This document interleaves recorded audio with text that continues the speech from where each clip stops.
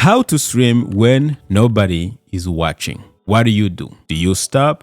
Do you keep going? Or you simply quit? In this video, we are going to address that problem, especially if you are a small creator or maybe you've been creating and you took a break.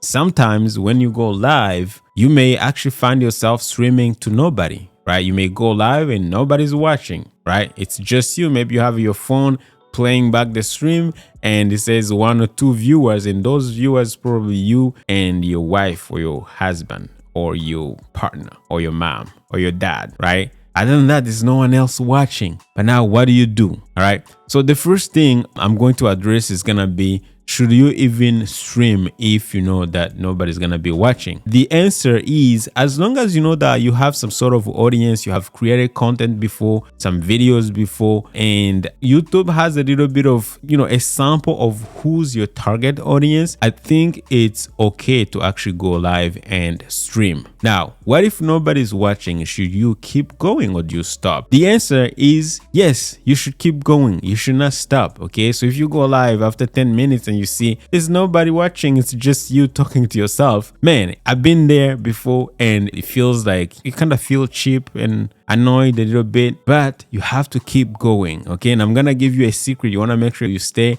till the end because I'm going to give you a strategy on how to actually overcome that problem. Now, the other question is, should you keep live streaming? Okay. Let's say the stream you did, there was maybe 1 or 2 people watching. And then eventually, of course, yes, I told you to keep going, end the stream, maybe after 1 hour, 2 hours, whatever, the time that you have planned for that stream, just finish it. No problem. But the question is, should you do another stream? Maybe they say if you stream once a week, should you? The answer is yes. You should. Now, there are a few things you have to consider in order to increase the concurrent viewers, the people who are watching you live. The first one is to imagine actually the people who are going to be watching you. One, are they gonna be interested in what you are talking about? Okay, obviously, again, as I mentioned before, you need to have some sort of audience. You have to have created some videos before that YouTube can use as, as a sample to show to other people who may be interested in the topic that you're talking about. But you also want to make sure when you go live, you are covering a topic that you think or you believe that people or your target audience may be interested in. Okay, nobody's watching to just hang out with you.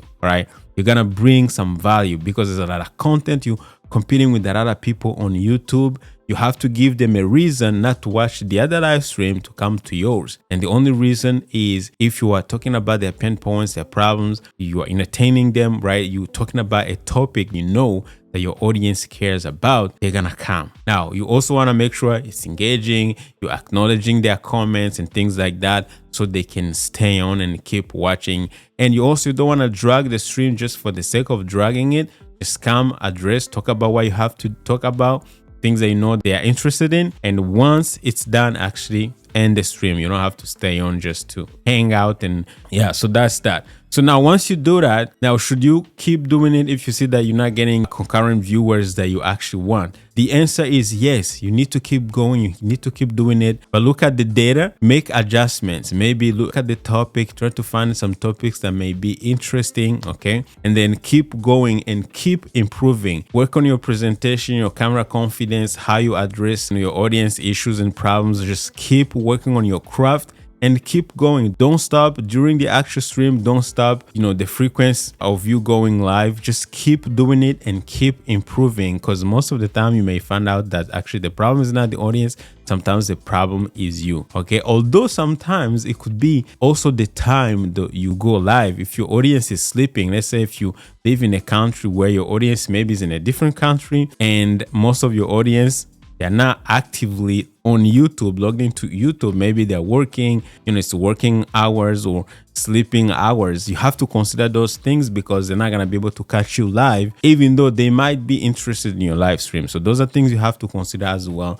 Look at the time, and you can go in your analytics in YouTube and see what time actually your audience is mostly active on YouTube. And that will give you an indicator of when to actually go live. Now, guys, the last tip that I'm going to give you that's going to change your game forever, and this is going to help you if you really, have done everything and you're still not getting live concurrent viewers. This is what you do. Okay, you have to stop thinking about the concurrent viewers when you're creating and crafting your live streams. This is what you do. Happened to me. I don't stream that much these days, but when I live stream, sometimes I go live when my audience is not even aware that I'm gonna be live. Sometimes I'm talking about a topic that most of my audience is not interested in, so I don't get many concurrent viewers, right? It happens. But what do you do, right? This is what you do, guys. Make your live stream as if it was a pre-recorded video or another upload. Okay, here's what you do. You structure your live stream so that you're gonna be able to give value from start to the end. When you start your live stream, first you have to create a title as if you were creating a title for a normal YouTube video, and then create a thumbnail, a really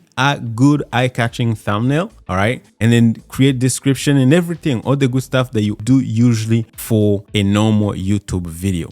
Now the goal here is to create that live stream and give you what we call a replay value. A replay value is to consider that live stream as if it's going to be a video that's going to be watched even after you have ended the stream, right? Because when you end the stream, YouTube is going to save it as an on-demand video. So you want people to keep watching the live stream on a replay as a video. And you want, when YouTube recommend to those people, your target audience, you want them to see the thumbnail, you want them to see the title and click on it.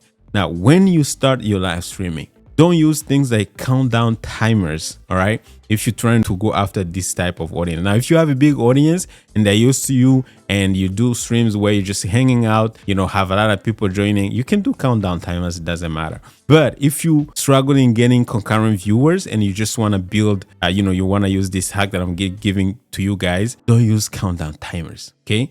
Just go straight. You go live, you start talking. What's going on, guys? My name is Sam. Today, we're going to be talking about this specific topic, and you tell them what you're going to be talking about. And then from there, you can acknowledge some people who are live joining. It's really good to acknowledge them, but go straight into the topic and keep going as if you were recording a video. Yes, talk to your live audience. If you get 1 or 2, 3 people joining, acknowledge them. If they ask questions, acknowledge them, but keep going. Don't do things like, oh, we're gonna wait for people to join. Oh, I'm still waiting for people to join. Don't do that. Keep giving value, keep delivering until from start to the end. So when you end the live stream, save it, say bye, and then wait for YouTube to keep recommending that live stream or that kind of recorded video as a replay to people. And that's where you're gonna get views. Eventually, I've got some live streams that had like 10 people watching live, but they end up like getting thousands of views